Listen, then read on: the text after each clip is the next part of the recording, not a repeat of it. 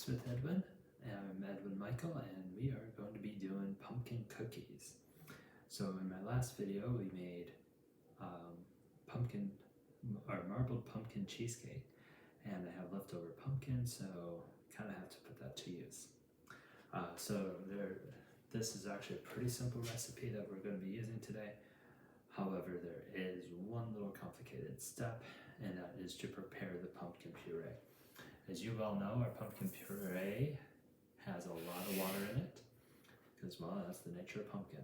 So what we need to do is we need to cook out that water. So what I did was I took my pumpkin, I added sugar and brown sugar to it. So this is 182 grams of pumpkin with 54 grams of brown sugar, 50 grams of white granulated sugar. And I just cooked it, stirring constantly, because the sugar will cause it to burn if you didn't.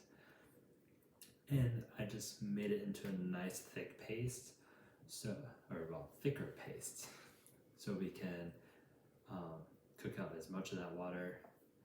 And I have it set. Then I set it aside so it can cool down a little, so we can get the rest of the ingredients ready for us. So that's really the only complicated thing. I have chopped pecans because I love pecans, and it'll make a nice little texture. You can use chocolate chips, you can use walnuts, you can really use anything you want. You do want something inside the cookies to break up the texture a bit, because pumpkin cookies can be a little on the dense, more of a heavy pancake texture to it if you don't add anything to it. So I'm using pecans to help kind of break up that monotonous texture there. Got some flour here, I have an egg yolk, I have ginger, baking soda, and salt. It's 3 grams of baking soda. Not 3 ounces, that's way too much. 3 grams of baking soda, 3 grams of ginger, and then a pinch of salt for that. And then I have 70 grams of all-purpose flour with half a stick of butter. So what we're going to do first up is, as you can really able to tell, I was able to pick up that butter with ease. We need to cream that butter. So we're going to cream it so it's light and fluffy.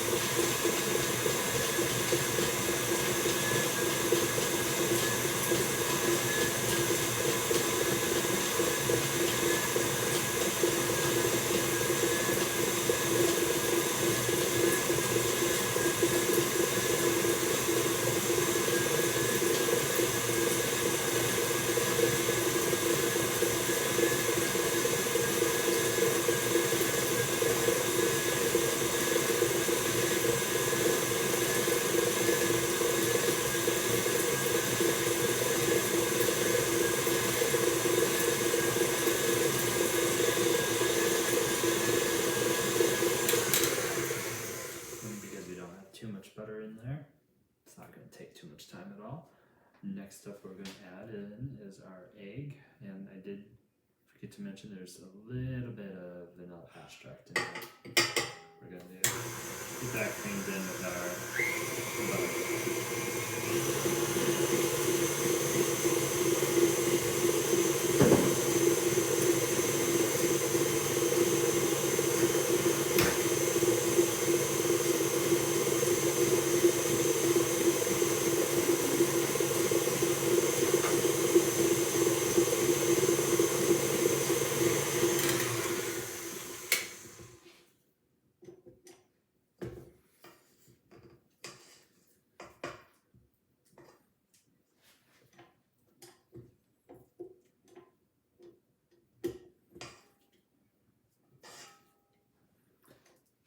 as always, always remember to scrape your bowl because you don't want any clumps.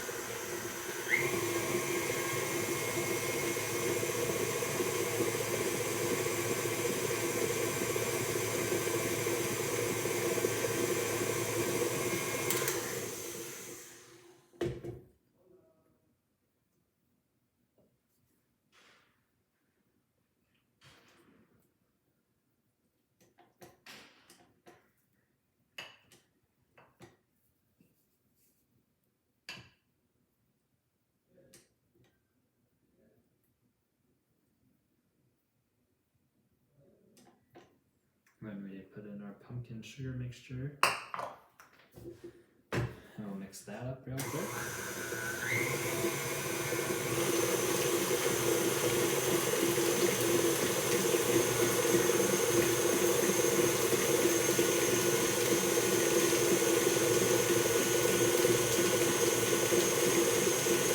And it'll start resembling baby food.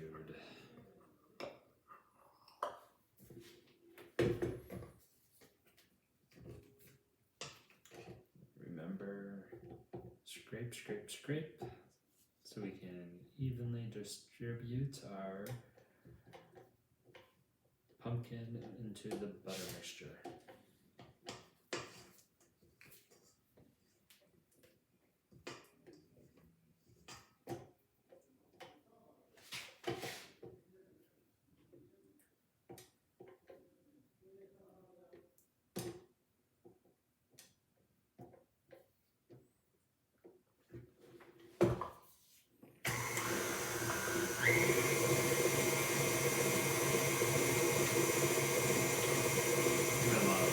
Mixing that, we're going to take our drying ingredients and grind those together. Give that just a quick stir up. Nothing too exciting.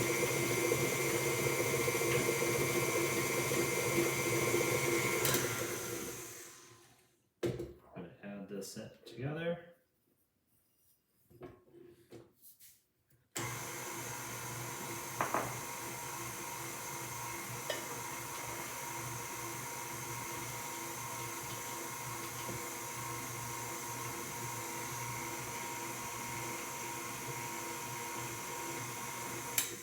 Just combined.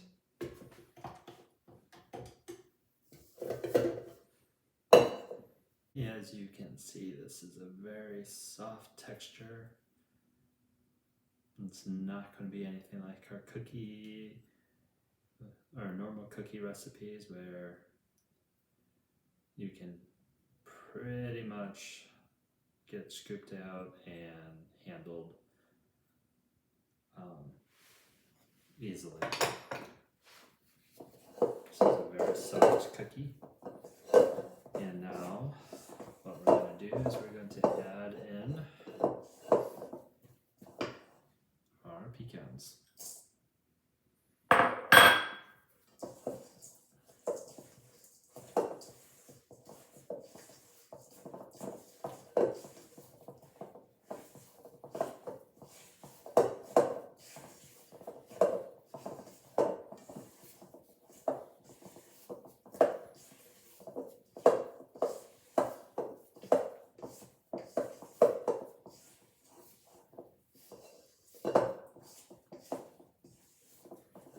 Okay, so the next trick to this is going to be the fact that we need to make this cold and keep this cold. So what we're going to end up having to do is we're going to have to split this into 2 bowls so we can actually refrigerate it and keep it. And while we're working with one set of dough, we can keep the other set cold, and then when it warms up, just change them out. So we've all seen the Great British Bake Off, at least most of us have, and we know that we all make fun of how they're acting like crazy people by weighing absolutely everything down to the T. Well, that's what we're going to do here too.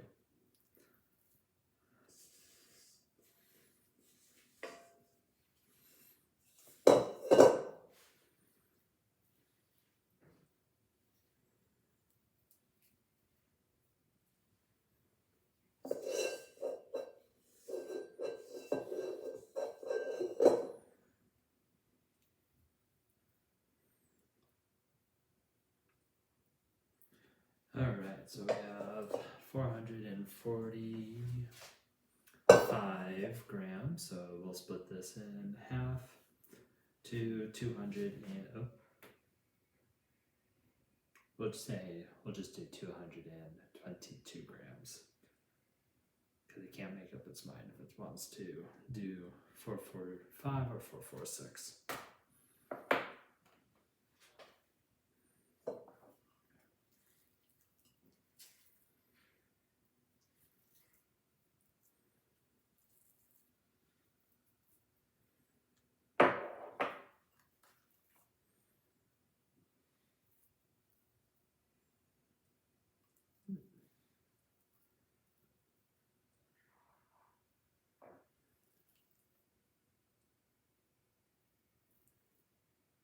And yes, working with grams, you have a little more leeway because it can be a little bit, or 1 gram is minuscule. Alright, so we got almost completely even. And now what we're going to do is we're going to set this in the refrigerator for 1 hour.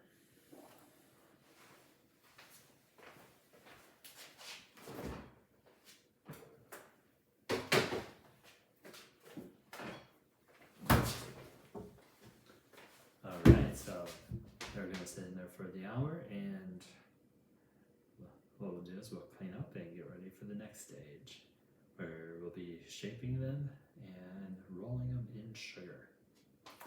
See you soon. All right, it's been about an hour, so we are going to get ourselves started here.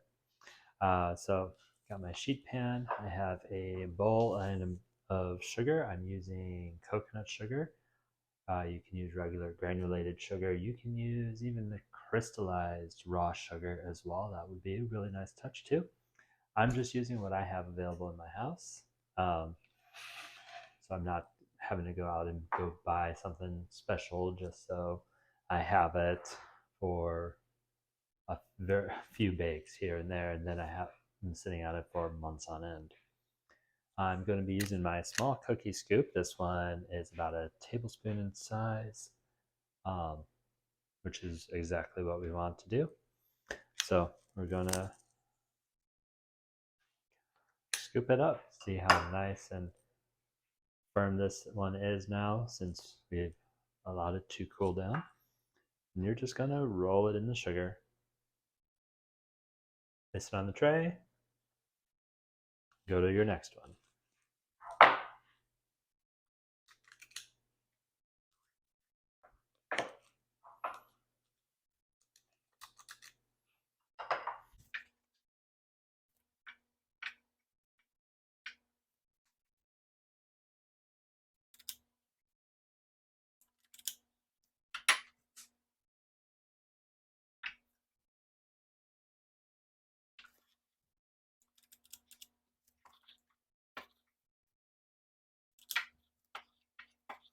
Got very little left, so what I'm going to do is I'm going to add this to my other bowl that I have inside the fridge.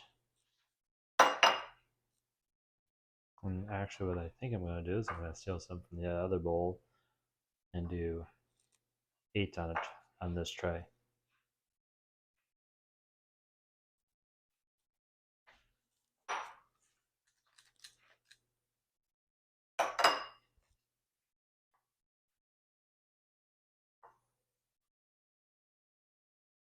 All right. Now since that is done, what we're going to do is we're going to press the cookies to help them so they will actually spread a little, not just be a mound. They'll actually look like a cookie.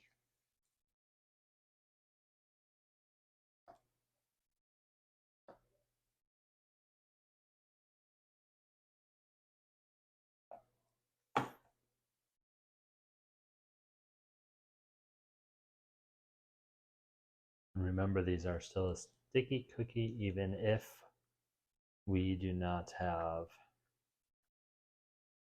even with it being cold. All right. So we beat our oven to being ready. We need the oven to be at 350 degrees to be able to bake these. We don't want to put them in too early, or while the temperature is too low, because it'll actually dry out the cookie a little quicker. We don't want a dry cookie. So I'm going to give that a few more minutes to finish up. We took the first batch out of the oven. I put the second batch in now. So what we're going to be dealing with now is getting these guys cooled down so we can actually take a bite out of it and give it a try. So what you're looking for when you bake it is it puffs up nicely and it is not too soft on top. And then if you take a look at the bottom is a nice dark golden brown color. And one thing to keep in mind, it does depend on the sugar that you use. If you use a white sugar, it's not going to look exactly the same as mine. I used coconut sugar, which is a darker sugar already. So you gotta watch out for those little differences there. Put these baked in about 13 minutes time. And so we're just going to be waiting on my second batch while these guys cool down before we get tempted to take a bite. My last batch out of the oven. So one little trick, if you have some that are just not perfectly round, while they're still warm, fresh from the oven, take a round cookie cutter, just stick it over the one that's not round a lot, or round real well, and make sure it's larger than the cookie. And then just move it in a circle. It will break the cookie free from the Silamat, but it'll also help round up the cookies for you.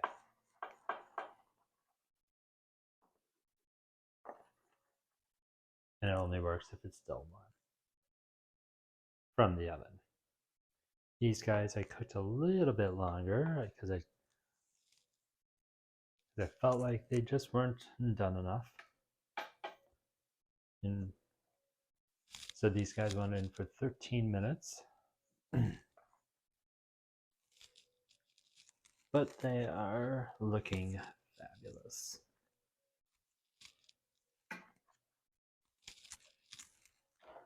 So we have this fabulous cookie with great color. You can see the texture in it as well. The bottom of it is definitely not burnt at all. You rip it open, you have a gorgeous crumb structure in it as well. It's a nice light, airy cookie. It is perfect for going to potlucks. It is perfect for any type of family or friends get together as well for Thanksgiving. And it also does beautiful on using up the pumpkin puree.